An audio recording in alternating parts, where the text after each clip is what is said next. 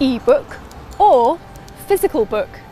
You may be surprised to hear that for most, old school print on paper still wins, despite digital media having disrupted many other industries. 67% of Americans had read a physical book in 2017, but only 26% had read an e-book. So why do people still prefer print over the convenience of reading on a smartphone, Kindle or Kobo? You might think that electronic books, more commonly known as e-books, are relatively new, but an initiative called Project Gutenberg claims to have started them all the way back in 1971. Today, it still publishes books online, focusing on older works where the American copyright has expired, so it can offer them for free.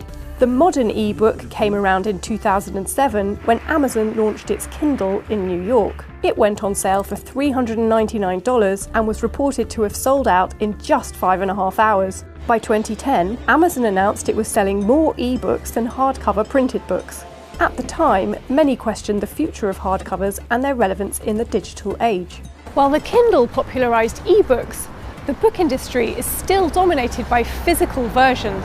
I met up with Merrill Halls, Managing Director of the Booksellers Association, to learn why. Print's been incredibly resilient, actually. I think the e-book bubble has burst somewhat, the sales are flattening off. I think the physical object is very appealing, so the cover designs are often gorgeous, they're beautiful objects. The book lover loves to have a record of what they've read, and it's about signalling to the rest of the world.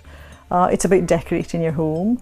In 2018, more than 2.7 billion books in all formats were sold in the US for an estimated net revenue of almost $26 billion for publishers. And that's just the value of all books directly sold by publishers to retailers. Of that amount, around $22 billion worth were printed books, $2 billion were e-books, and $1.2 billion were audiobooks. In the UK the same year, publishers' sales of printed and e-books topped $8 billion. With printed books taking 4.5 billion of that. Cookbooks they're having a resurgence. Nature writing and nature books are doing incredibly well.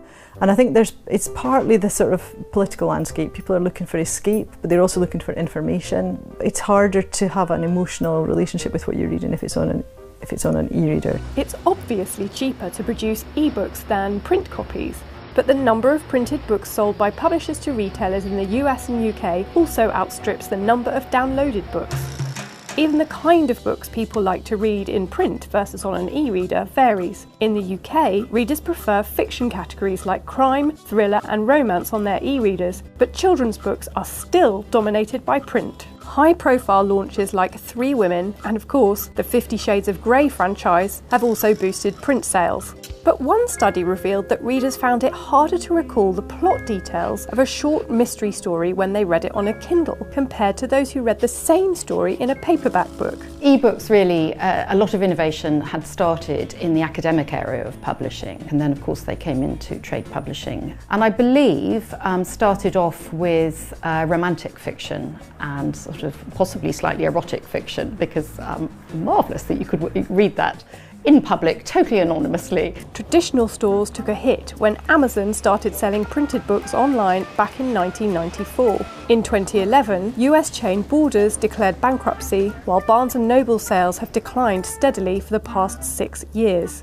In 2019, activist investor Elliott Management bought Barnes & Noble, and it also owns this UK chain, Waterstones, which has undergone a bit of a revolution in the past few years. How have bookshops reacted to Amazon Kindle?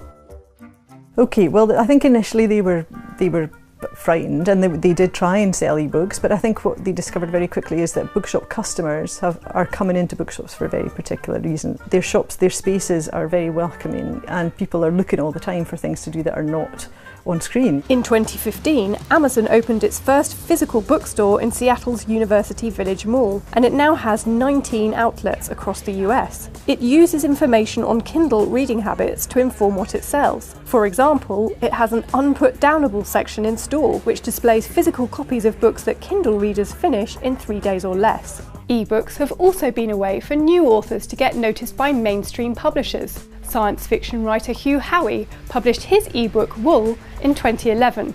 It went on to sell more than 300,000 copies, and in 2012, American publisher Simon & Schuster bought the print rights. But not every author is a fan of ebooks. The Catcher in the Rye author J.D. Salinger resisted digitising his novels for years, but in August 2019, his son Mark agreed to publish them as ebooks, saying his father wanted to keep his work accessible and affordable. So what's the future of books in any format?